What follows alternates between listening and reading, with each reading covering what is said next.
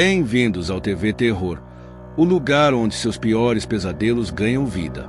Prepare-se para mergulhar em histórias de arrepiar, cheias de suspense e mistério. Aqui, cada relato é feito para despertar seus medos mais profundos e te deixar pensando duas vezes antes de apagar as luzes. Se você gosta de sentir aquele frio na espinha, você está no lugar certo. Inscreva-se e não perca nenhuma história aterrorizante que está por vir. O som da morte. Henrique nunca havia ouvido falar de seu tio-avô Antônio, até o dia em que um envelope inesperado chegou à sua porta. Era uma manhã comum, como qualquer outra, até o carteiro entregar aquele envelope pesado, selado com cera vermelha e contendo um símbolo desconhecido. Ao abri-lo, Henrique encontrou uma carta de um advogado e uma pequena chave de ferro, antiga e corroída pelo tempo. Prezado Sr. Henrique Soares, é com pesar que informamos o falecimento de seu tio-avô, Antônio Soares. Como único herdeiro, ele deixou para o senhor sua propriedade rural, localizada nos arredores da vila de Santo Amaro. A chave anexada abrirá a casa principal. Solicitamos que entre em contato com nosso escritório para discutir os detalhes da transferência de posse. Henrique ficou confuso. Não se lembrava de nenhum Antônio Soares entre seus parentes. A família de sua mãe era pequena e distante, e seu pai nunca mencionara tal nome. Ele leu a carta mais uma vez, tentando entender como podia ser o único herdeiro de alguém que sequer conhecia. Curioso, decidiu ligar para o advogado mencionado, um homem de voz grave e pausada, que confirmou a autenticidade da carta e o aguardava para discutir a papelada. 2 dias depois, Henrique estava sentado no escritório do advogado, rodeado por pilhas de documentos empoeirados e livros de lei antigos. O advogado, um homem alto e de expressão séria, entregou-lhe um mapa da propriedade junto com a chave que abrira o envelope. Ela era pequena, com entalhes intricados e parecia feita à mão, talvez um artefato antigo. Ele a girava em suas mãos, intrigado com sua simplicidade. O Sr. Antônio vivia de forma isolada. Não tinha filhos e seu único desejo era que a casa permanecesse na família, explicou o advogado, sem desviar o olhar. Ele se afastou da sociedade há muitos anos, depois de um evento infeliz. Que tipo de evento? Perguntou Henrique, tentando soar casual, mas sentindo a curiosidade crescendo. O advogado hesitou por um momento, seus olhos se estreitando. Infelizmente não tenho detalhes. Só sei que, desde então, ele não era mais visto na vila. A propriedade foi deixada ao senhor, sem nenhuma dívida. Mas alguns moradores dizem que a casa tem sua própria história. Não me cabe dizer mais do que isso. O senhor verá por si mesmo. Com essa resposta ambígua, Henrique assinou os papéis, pegou a chave e o mapa e partiu, ainda sem entender completamente como havia herdado uma casa de um parente tão distante. Quando contou à sua mãe sobre a herança, ela pareceu desconfortável, mas não disse muito. Antônio era um homem estranho, foi tudo o que conseguiu arrancar dela. Dias depois, Henrique dirigiu até a vila de Santo Amaro.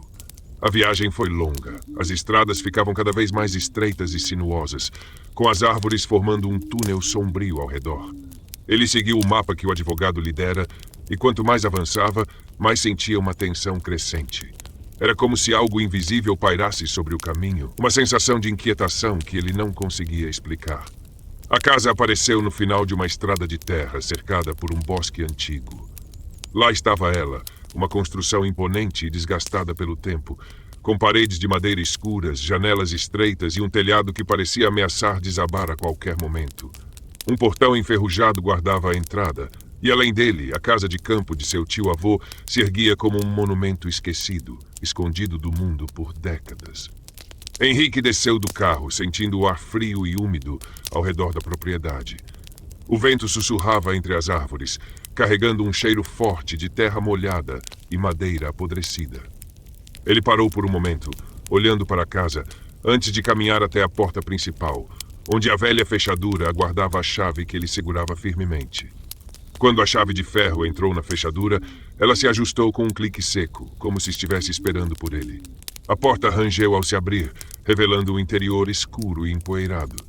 Ele deu um passo para dentro, e o ar estagnado o envolveu, espesso e opressor, como se ninguém tivesse respirado ali por muitos anos. O chão de madeira rangia sob seus pés, e o cheiro de mofo e algo mais, algo podre, preenchia o ar. Henrique passou os primeiros minutos explorando o local, passando de cômodo em cômodo, encontrando móveis cobertos de poeira, quadros antigos e cortinas pesadas que bloqueavam quase toda a luz do dia. A casa parecia normal, embora abandonada e solitária, até que ele chegou ao corredor que levava ao fundo da casa. Ali algo parecia diferente. Era o som. No começo ele mal notou, mas conforme avançava pelo corredor estreito, um som baixo, quase inaudível, começou a se destacar. Era um som rítmico, repetitivo, como uma respiração. Henrique parou, seus olhos arregalados enquanto tentava entender de onde vinha.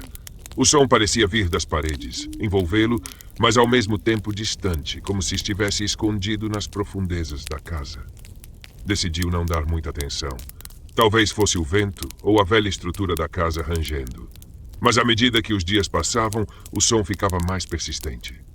À noite, quando tudo estava em silêncio, a respiração se tornava quase insuportável, como se algo invisível estivesse próximo, sempre o observando. Certa noite, enquanto tentava dormir, o som ficou mais forte do que nunca. Henrique se levantou, decidido a encontrar a fonte.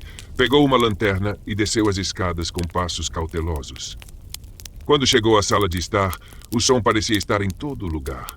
Era como se a casa respirasse, não como uma máquina, mas como uma coisa viva.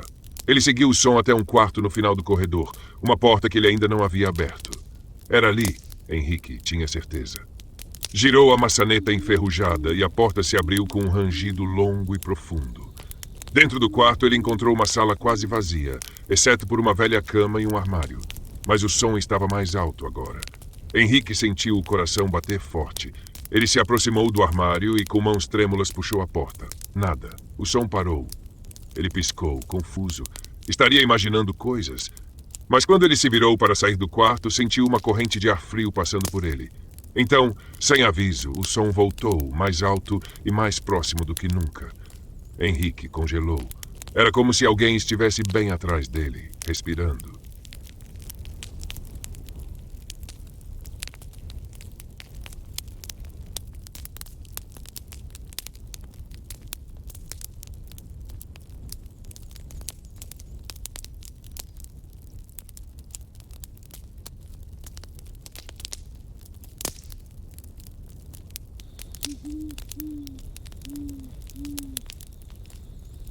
Henrique sentiu o ar frio tocar sua nuca como dedos invisíveis. A respiração, aquela mesma respiração que o atormentava desde que entrou na casa, agora era inconfundível. Estava logo atrás dele. Ele congelou, o medo tomando conta de cada músculo, enquanto o som irregular se tornava quase sufocante. Lentamente, com o coração martelando no peito, Henrique virou a cabeça. O quarto parecia o mesmo, exceto por uma sombra no canto que não estava lá antes. A lanterna em sua mão tremia, lançando feixes de luz por toda a sala. A sombra parecia se mover, sutilmente, como se estivesse viva, espreitando, aguardando. Tentando controlar o pânico, Henrique se moveu em direção à porta, desejando sair daquele lugar maldito. Mas assim que deu o primeiro passo, a porta se fechou com estrondo, trancando no quarto. Ele correu até a maçaneta e tentou abrir. Mas a chave que ele havia usado antes estava do lado de fora. Ele estava preso. O som de respiração encheu o quarto novamente, agora mais alto, mais profundo, como se algo estivesse perto o suficiente para sentir o cheiro de seu medo. Henrique girou freneticamente, os olhos buscando uma saída, qualquer coisa que pudesse salvá-lo. Mas a sombra no canto crescia, contorcia-se, assumindo uma forma cada vez mais definida. Então ele o viu. Uma figura se erguia da escuridão, alta, deformada, sua pele pálida e translúcida, parecendo não pertencer a este mundo. Sua cabeça era torcida, o pescoço alongado de maneira grotesca, como se tivesse sido forçado a olhar para direções erradas por muito tempo. E não havia rosto. Apenas pele lisa, esticada, onde deveriam estar seus olhos, nariz e boca. Ainda assim, Henrique sabia que aquela coisa o estava vendo. Podia sentir os olhos invisíveis da criatura cravados nele, penetrando sua alma. De repente, o assobio começou. Aquele som desafinado e distorcido que ele ouvira tantas vezes, mas agora muito mais próximo, muito mais horrível. A criatura não assobiava com uma boca, porque não tinha uma. O som parecia emanar de dentro de seu próprio corpo, como uma entidade separada, uma melodia quebrada que enchia o quarto. Henrique tentou correr, mas suas pernas estavam pesadas, presas ao chão pelo medo.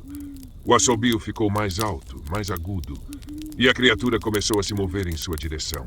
Passos lentos, mas decididos, arrastando os pés pelo chão de madeira, enquanto o ar ao redor deles parecia ondular de tensão.